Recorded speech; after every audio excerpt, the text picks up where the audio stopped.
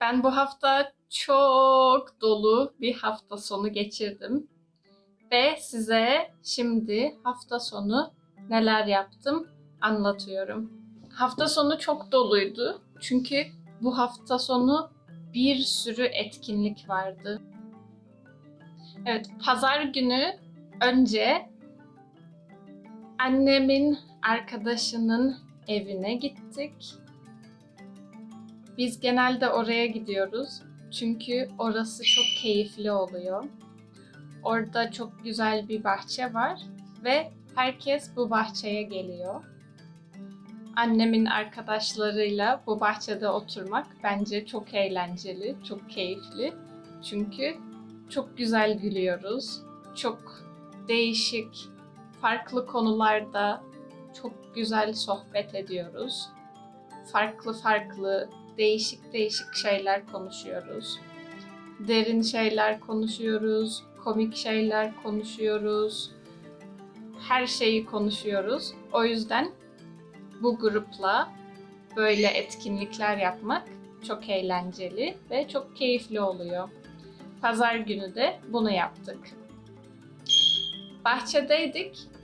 Bu bahçe çok güzel çünkü yazın hava çok sıcak ama bu bahçede çok ağaç var. O yüzden bu bahçe çok serin. O yüzden bu bahçede oturmak çok keyifli ve rahat oluyor. Ayrıca bu bahçede alan geniş ve rahat. Annemin arkadaşının kızı Deniz bize helva ve dondurma getirdi. Helvanın arasına dondurma koyduk. AOÇ dondurması. 2.20 havuzda ayaklarının arasından geçiyormuş falan. Ben isterim. Ki Teşekkür ederim. Kaya ne yapıyor bu durumda? Kaya olimpiyatlara hazırlanıyordur artık. Geliyor diyor ki, o diyor çok iyi yüzüyor. Artık dedim, Kaya mı suda yüzüyor, su mu kayada yüzüyor? AOÇ yani Atatürk Orman Çiftliği dondurması çok lezzetli bir dondurma ve ben sade dondurma çok seviyorum ve sade AOÇ dondurması yedik. Ay, Bir daha ellerin dert görmesin Görmesin. huysuz kadın. Her ne söylesem bunun altında senin bunu söylemesin. Dondurmayı helvanın arasında yedik. Biz Türkiye'de böyle dondurmayı helvanın arasında yiyoruz. Helvanın arasında dondurma çok lezzetli oluyor. Özellikle helvanın arasında sade dondurma ve sade AOÇ dondurması çok lezzetli oluyor. Siz hiç helvayla dondurma yediniz mi? Helvanın arasında dondurma yediniz mi? Bence kesin yiyin. Helvanın arasında dondurma çok güzel. Sana nasıl dondurma yemeyelim? Sen olmasan bize kim dondurma alacak? İstanbul'da bazı yerlerde sokakta böyle dondurma satıyorlar. Mesela Beşiktaş'ta sahilde helva ne diyoruz? Helvalı dondurma mı diyoruz ki? Ne diyoruz bilmiyorum ama neyse. Helva arasında dondurmayı Beşiktaş sahilde satıyorlar ve bu çok güzel bir şey. Yiyin. Ama helvada da Koska helva çok güzel. O yüzden marketten alın. Koska helva ve AOÇ sade dondurma, bu ikisi müthiş oluyor. Tamam.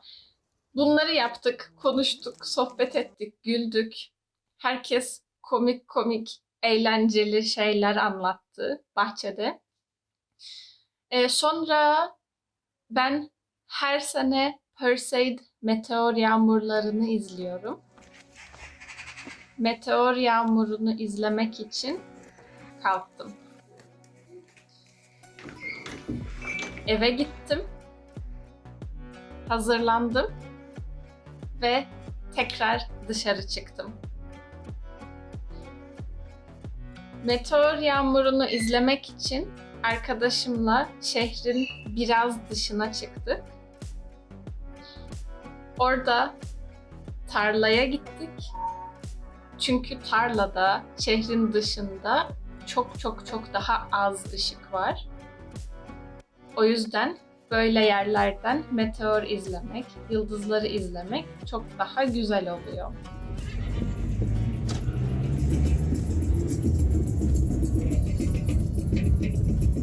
Benim Türkçe kanalım var da Türkçe öğrettiğim. Biliyor musun onu? Sanırım. Sanıyorum.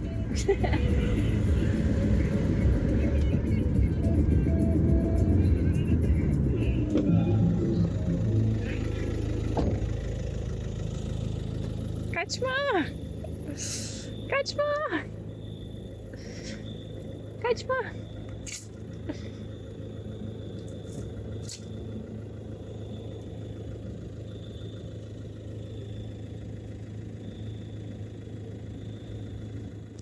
Tarlada bir tane tilki gördük.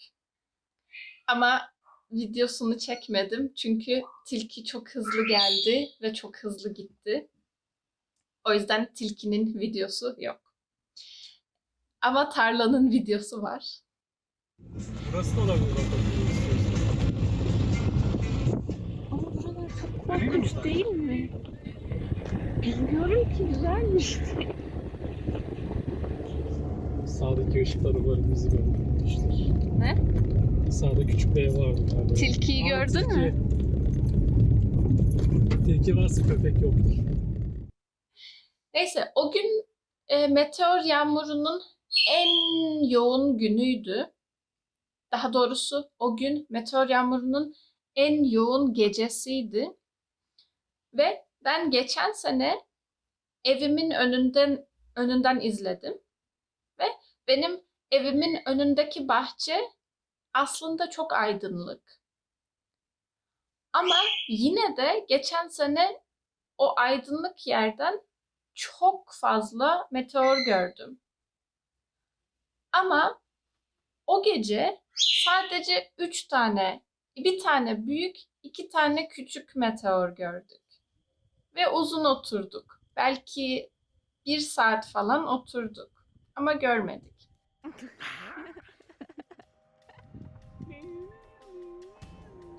Neyse, güzeldi yine de.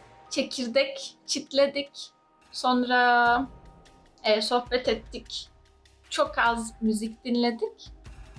Ve farklı bir yerde oturduk. O yüzden güzeldi.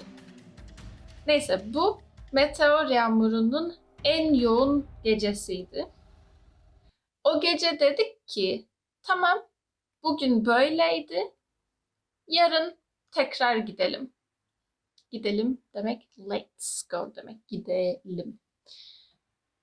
Yarın oldu. Sonra arkadaşım aradı. Dedi ki bugün gitmeyelim. Let's not go. Tamam dedim. Okey. O gün gitmedik falan. Sonra dün tekrar aradı. Dedi ki biz o gün seninle konuştuktan sonra gittik. Şehrin çok dışına çıktık. Süper bir yere gittik ve bir sürü meteor gördük dedi. Ben de dedim ki beni neden çağırmadınız? O da dedi ki çağırmadık çünkü çok geç saatte karar verdik ve çok erkektik. Ben de dedim ki önemli değil. Ben meteor görmek istiyorum. Meteor yağmuru izlemeyi çok seviyorum. Falan filan. Dedi ki bu akşam tekrar gidelim. Neyse tekrar gittik oraya. 4 kişiydik. 2 kız, 2 erkektik. Çok keyifli bir gruptu. Oraya gittik. Sen niye oradan onu da radarlıyorsun ki? Sağ ol. Siz çok iyi bir insansın.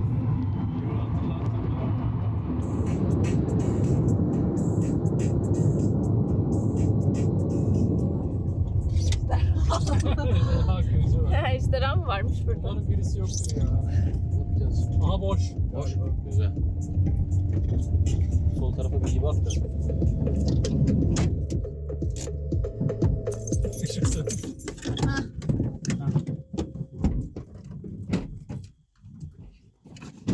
Arkadaşlarımdan bir tanesinin büyük şezlongu vardı. Şezlong açtı. Onu da yaptı. Öyle izledi meteor yağmurunu. Geğirelim. Tanıyorum heykel. Sandalyeyi çekemedim. Bizde de sandalyeler vardı. Ondan sonra ben de termosta çay yaptım. Çay götürdüm. Çay içtik yine. Çekirdek çitledik. Sohbet ettik falan. Öyle izledik. Burası çok sessiz. Çok çok çok çok çok karanlıktı. Ve buradan neyi? Buradan Samanyolu'nu gördük. Bütün gece Samanyolu görünüyordu. Ve çok yıldız görünüyordu. Ve çok karanlıktı. Yani gece başta ay vardı. Ama ay böyle yarım saat sonra falan gitti. Sonra çok karanlık oldu. Ve gece belki 50 tane meteor gördük. Ve o kadar güzeldi ki böyle sarı, turuncu yanarak atmosfere girdi meteorlar ve bunu gördük. Böyle parıltıları gördük, meteorları gördük. Bazen çok büyük böyle bütün gökyüzünden geçtiler. Ben mesela bir seferde 2 tane meteor gördüm böyle diye aynı anda geçtiler. Neyse çok meteor gördük, çok güldük, çok eğlendik ve Ankara'nın iklimi biraz değişik. Ankara çok sıcak oluyor ama sonra gece mesela 15 derece düşüyor. Gece ve gündüz çok farklı. O yüzden önceki sefer biraz üşüdüm ben. Ama bu sefer çok kalın giyindim. Kazak giydim, uzun bir alt giydim ve çok konforluydum, çok rahattım. Çok güzel izledik meteorları. Bu mu? Sezgin, fener sende mi? Evet. Bir sizi çekeyim mi şöyle fenerle? O kadar laf ettim ama şeylere. Size kötü bir haberim var. Ne? Fenerim var. O kötü bir haber değil, iyi bir haber bence. Kendinize tutsana. Benim gözüm olmayan diğer herkesin gözüne tut. Şöyle tutayım. Fotoğraf al 10 saniye boyunca çek. Yok bu böyle değil. Bu 10 saniye sayıyor ondan sonra çekiyor. O zaman bu doğru değil. Ya of ya. Keşke gökyüzünü çekebilsem. Sonra saat çok geç oldu ve ben genelde erken uyuyorum ve erken uyanıyorum. Çok uykum geldi.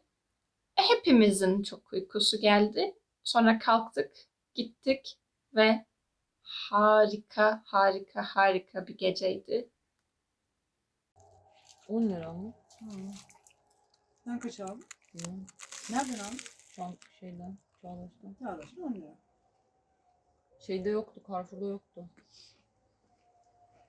Carrefour'da AVÇ'ye dondurma da yoktu. Çağdaş'ta 10 lira, Migros'ta 11,5 lira. Şu. Market analizi Hangi deyince çok Fulya. Bu mu? 10 lira dedin. Ver bak da. Bir tane daha yedik. Damlıyor. Niye kimseye tabak getirmedin?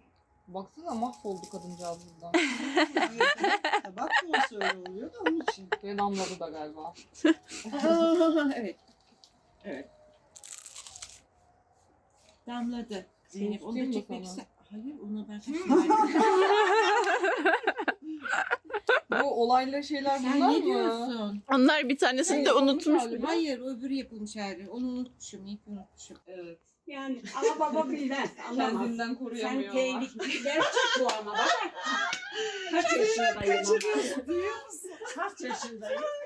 Benden